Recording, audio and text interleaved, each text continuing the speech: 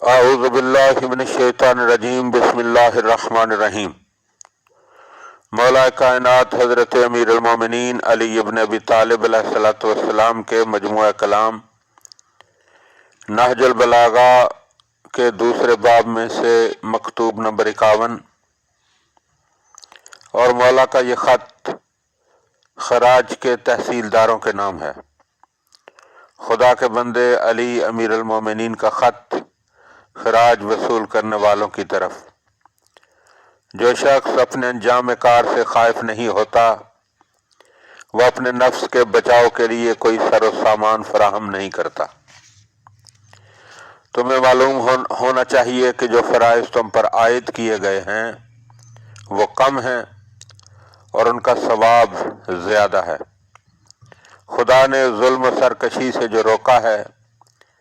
اس پر سزا کا خوف نہ بھی ہوتا، جب بھی اس سے بچنے کا ثواب ایسا ہے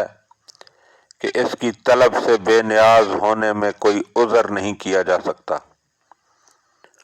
لوگوں سے عدل و انصاف کا رویہ اختیار کرو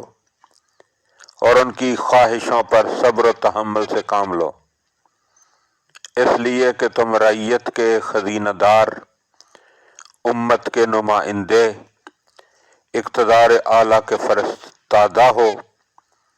کسی سے اس کی ضروریات کو قطع نہ کرو اور اس کے مقصد میں روڑے نہ اٹکاؤ، اور لوگوں سے خراج وصول کرنے کے لیے ان کے جھاڑے یا گرمی کے کپڑوں اور مویشیوں کو جن سے وہ کام لیتے ہوں اور ان کے غلاموں کو فروخت نہ کرو، اور کسی کو پیسہ کی خاطر کوڑے نہ لگاؤ، اور کسی مسلمان یا ذمی کے مال کو ہاتھ نہ لگاؤ مگر یہ کہ اس کے پاس گھوڑا یا ہتھیار ہو کہ جو اہل اسلام کے خلاف استعمال ہونے والا ہو،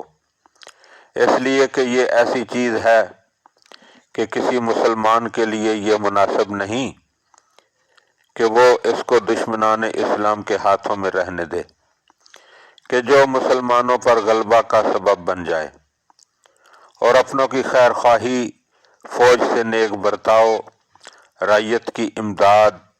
دین خدا کو مضبوط کرنے میں کوئی دقیقہ اٹھا نہ رکھو۔